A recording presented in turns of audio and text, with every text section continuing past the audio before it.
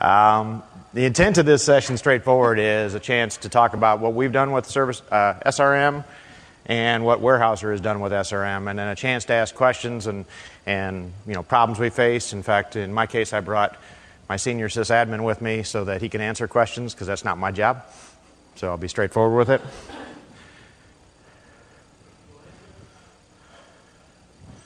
All right, come on. Okay, first thing I want to talk about a little bit about what Lone Star College System is, so you get an idea of the size and complexity we have to deal with. We have 1,400 square miles over the North Houston area. This semester alone now, we're cranking out to 90,000 students. We're in our peak right now. Students are coming in. So it's rather chaotic environment. We manage our entire environment with only 152 staff members. So virtualization is a critical part of how we operate. You've got to make things simple, and you've got to automate as much as possible. Okay, backwards button. One of the things that made this happen for us is 2 years ago we had a total change in leadership for our college system. And it gave us the best opportunity ever. But really what I want to focus on is what the core here was, which was a total redesign of our enterprise. In that strategy, this is where I come in, and then, like I said, Corey comes in with different processes. How can we achieve what we need to achieve? The goal was straightforward. We were going to design a 5 nines environment. We're going to guarantee that the students and faculty have uptime that'll meet their needs, because nowadays instruction, everything's coming across the internet. Computer-based testing, you name it. Hybrid classes, online and face-to-face. So part of this was a complete redesign of our entire AD infrastructure, exchange, the wide area network, our local area network, all the way down to the endpoints.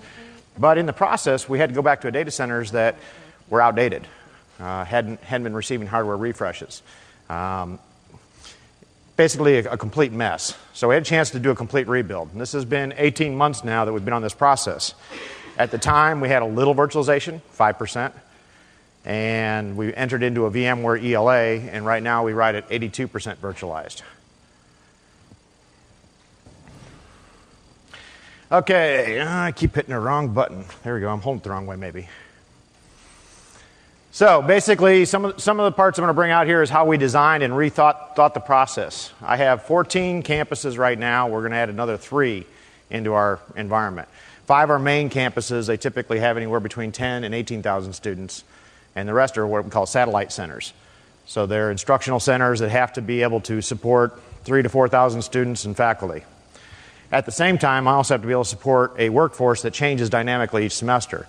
So I go from 4,800 full-time employees all during the year and add on another 6,000 to 7,000 adjunct temporary part-time instructors that need to have these services available to them and be able to use them, but they're not going to be there all the time. So in our design, what we did is we rethought the entire process. We have dark fiber, so we rebuilt the WAN infrastructure. At the same time, we stood up a second data center to give us the ability to do full co-location. With that, I have a direct fiber path coming into each one of these data centers in 3 ways. And then we also approached each campus, which really has, they call it a data center, but it's not. It's an instructional closet.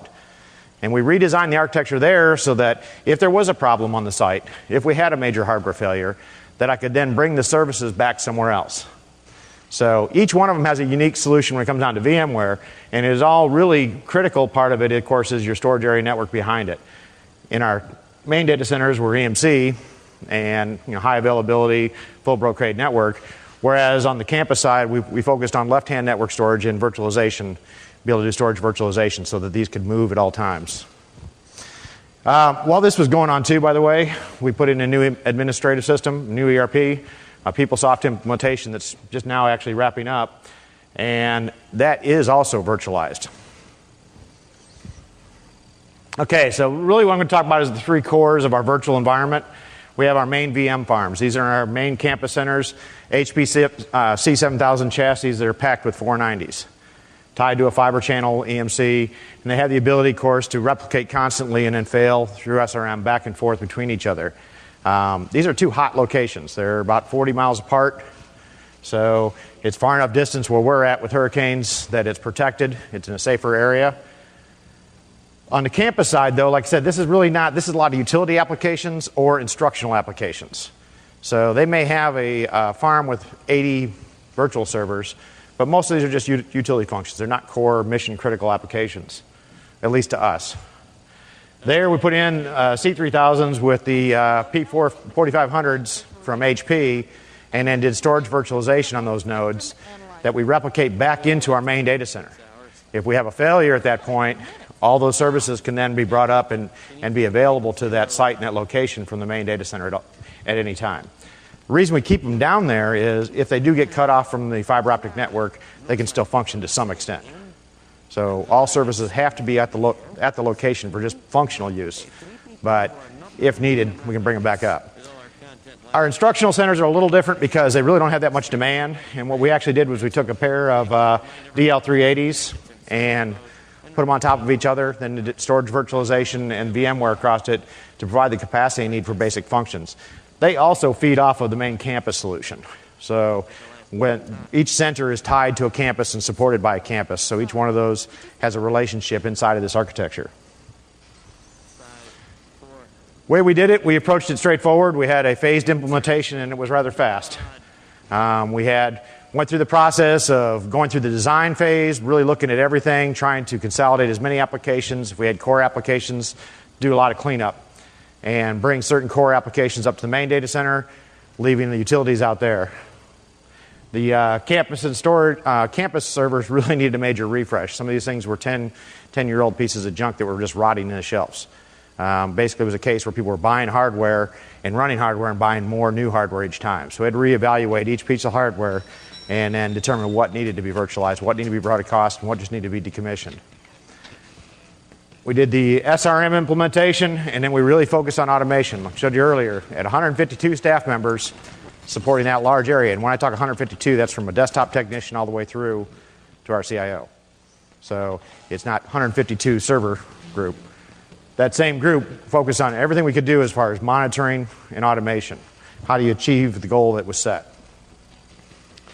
Some of the critical parts to making sure that this was a 5 nines and had that high availability comes into the formal change control processes, which I'm sure you all have, but really being stringent on how it happens.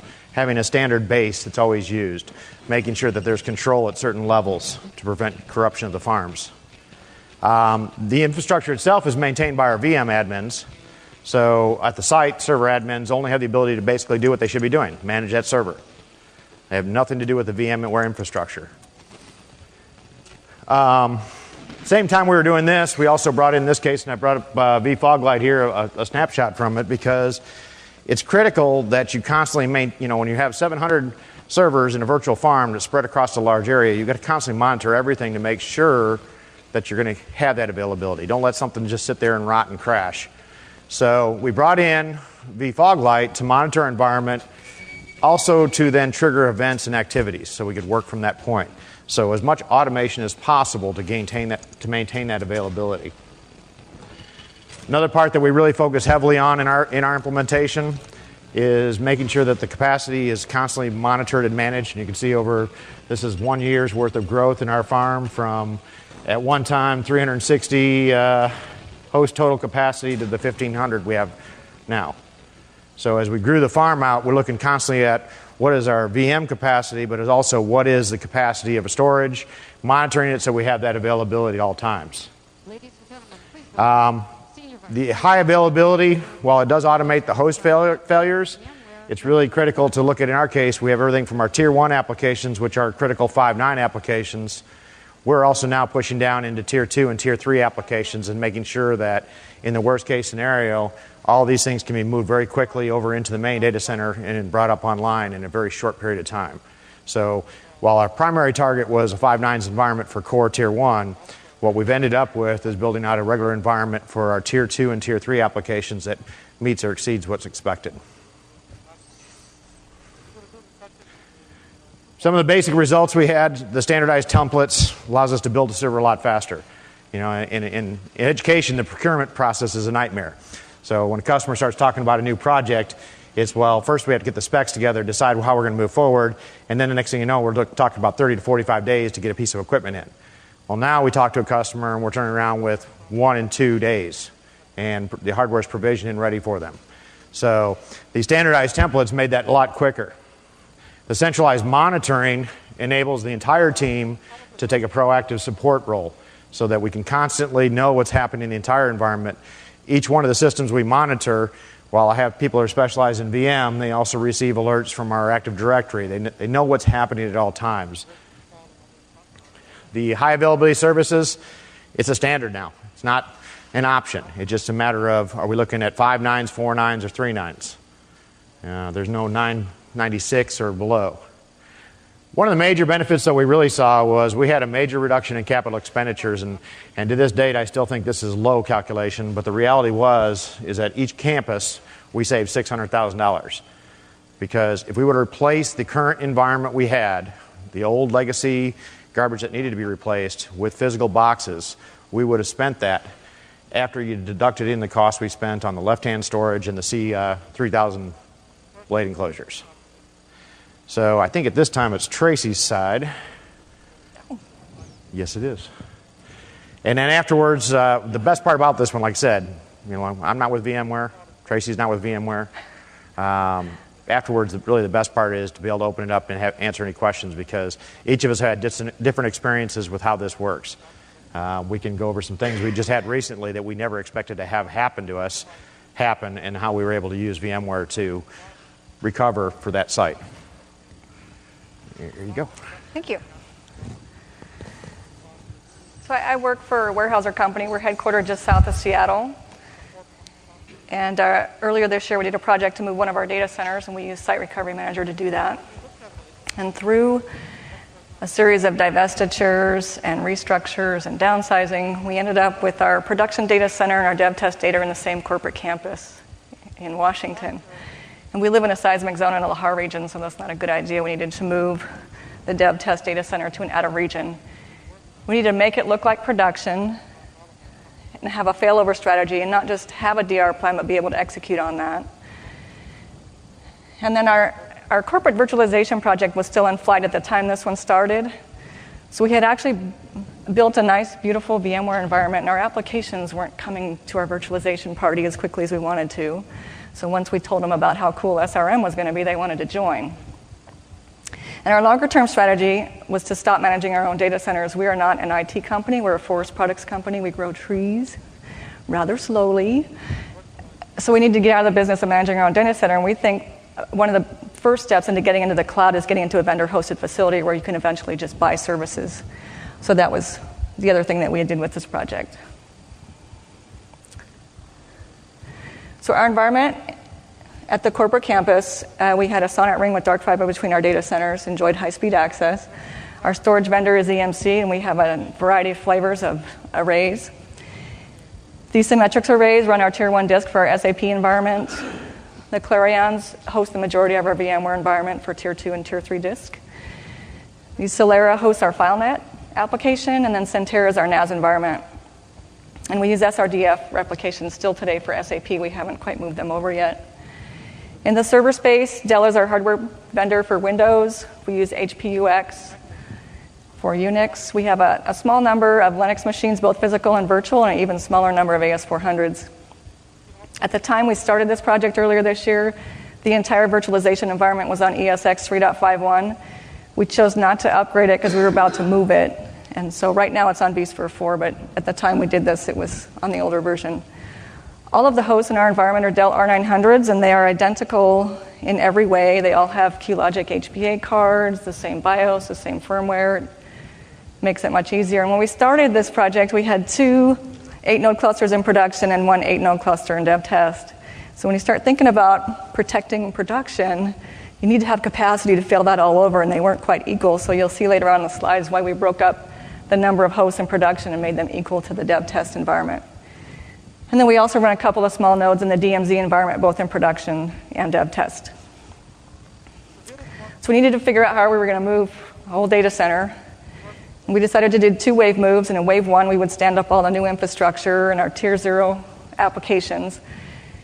Tier 0 in our environment has an RTO of less than an hour, so we pretty much run that active. And those are all the services that everybody needs for authentication and name resolution, proxy services, DHCP, all of that. But in looking at the entire application portfolio, we had a large number of applications that depend on other applications.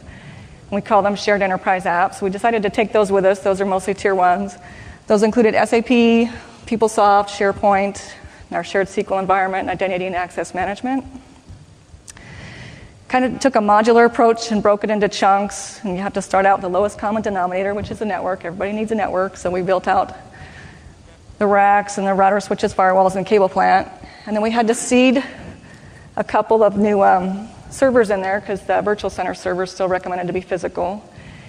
And then our EMC storage arrays, we leased those, and we stagger the leases intentionally because technology changes quickly.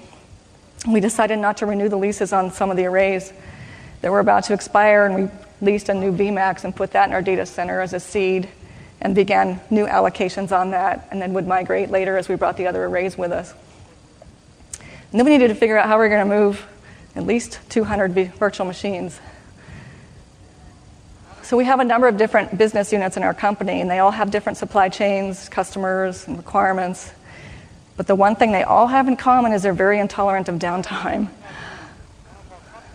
So the option we chose, I said we hadn't upgraded the environment. We had to upgrade just the virtual center server because we wanted some new things that were in SRM 4.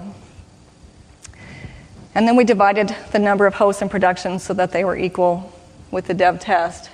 And then we decided, why not take all the dev test virtual machines and temporarily move them over to the production cluster, put them in a protection group, and that way we could take this empty dev test cluster, put it in a truck, and drive it across country to the new data center with very little risk. And then later on, we'd stand up SRM and recover point and do a one-time failover and leave them there in the new data center. So this particular option had the least amount of risk for us and the greatest amount of flexibility and timing because we were meeting with our application stewards every week and trying to figure out what their dependencies were. We needed to know if they were using static DNS entries or alias names or a hardware load balancer with VIP IPs or server certificates tied to IPs. Because in our environment, we had to make them change an IP address when they went to the new data center, which they thought was rather painful. But we don't have the luxury of technology that allows us to extend our VLANs across our data centers yet. So it was a lot of work and planning up front, but it actually made the execution a whole lot easier. So there's some other bullets there, what this did for us for meeting our project schedule. And we had to ramp up quickly on SRM and Recover Point. Those were new to us. We had owned SRM, but had actually never used it before, and this was like the perfect opportunity for us just to do a migration, and then everyone would get to see how it works.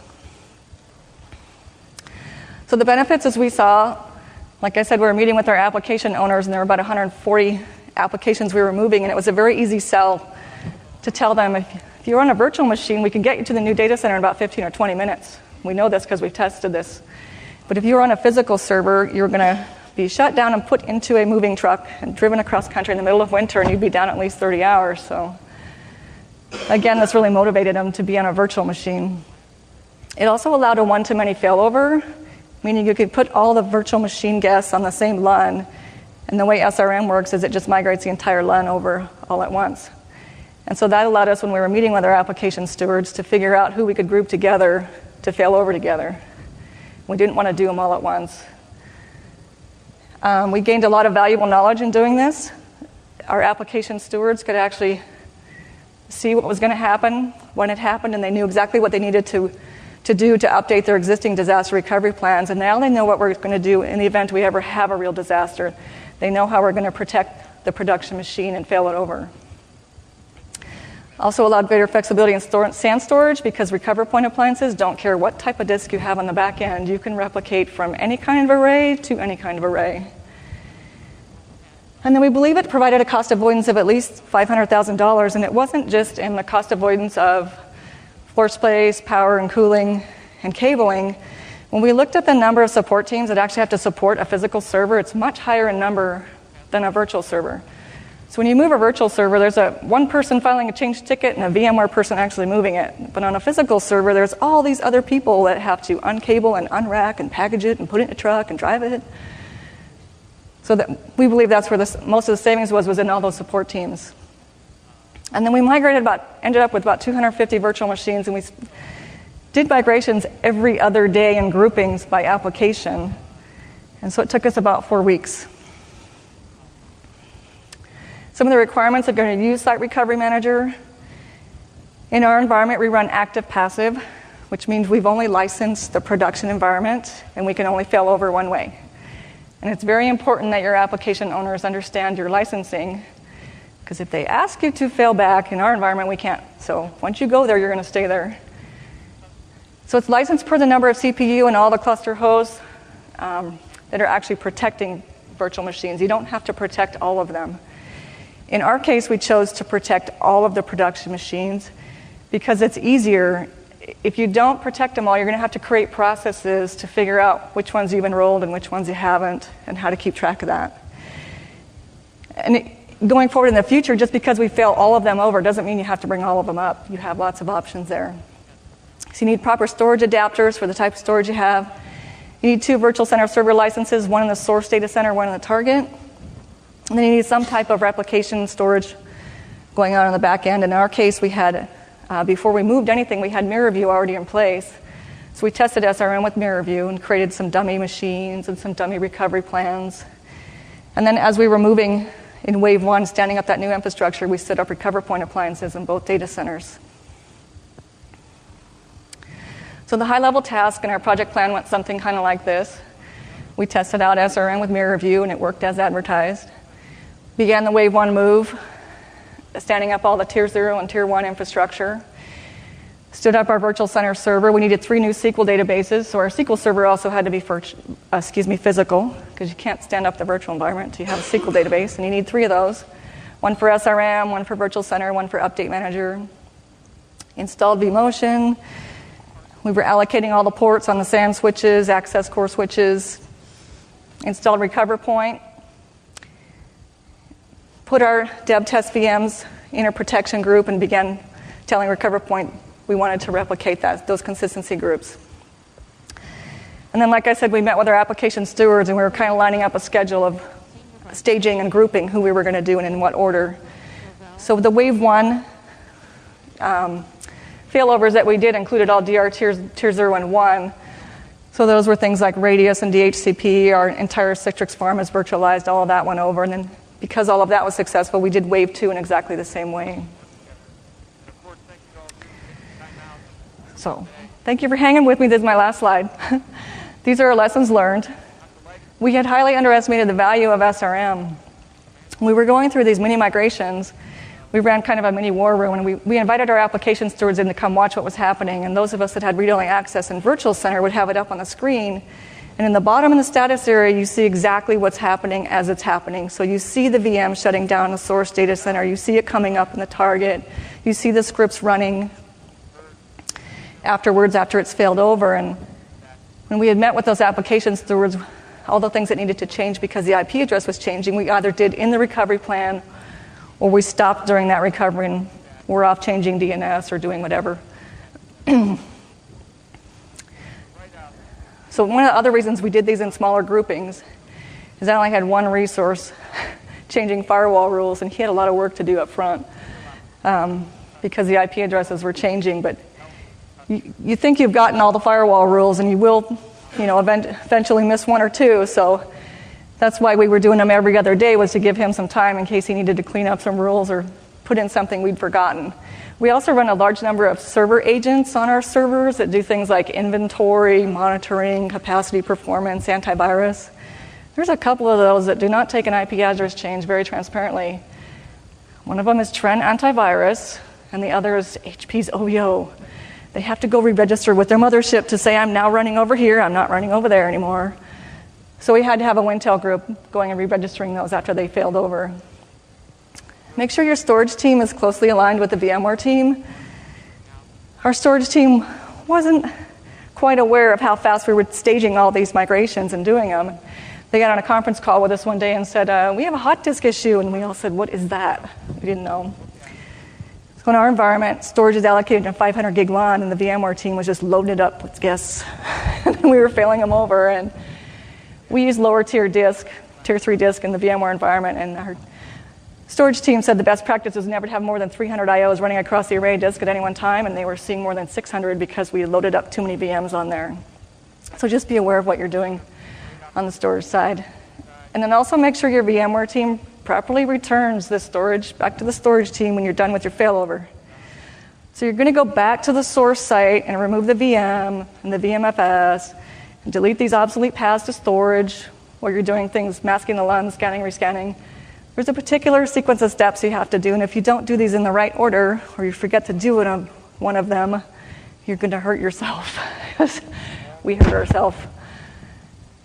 When we ran the failovers, we found logging onto the server and re-registering it in DNS and WINS was faster than waiting for the script to do it.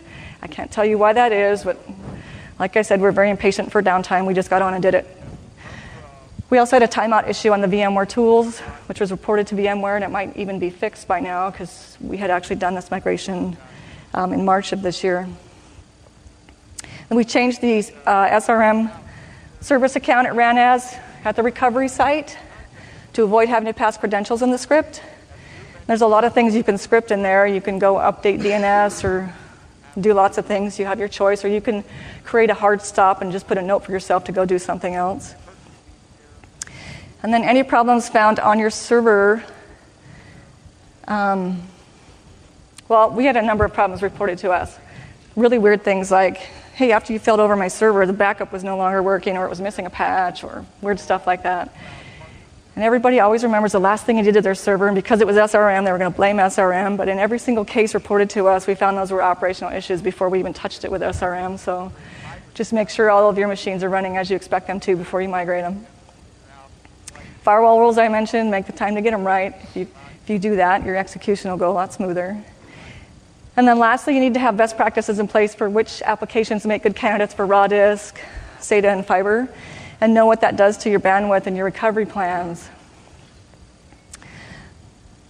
So what we learned coming out of this is we needed to line up all of our applications by their DR tier levels, align those to protection groups, align that to consistency storage groups. We knew we couldn't replicate it all over at once for the production environment, so you kind of want to stage different protection groups. And then if you do it by DR tier level, you have lots of options. Say you don't have enough bandwidth or you can't afford the disk for all the replication, you can take your lower tier applications, the DR tier 3s and 4s, and you can still recover those from tape. Just because you fail everything over, like I said, doesn't mean you have to bring it up. So there's lots of options there.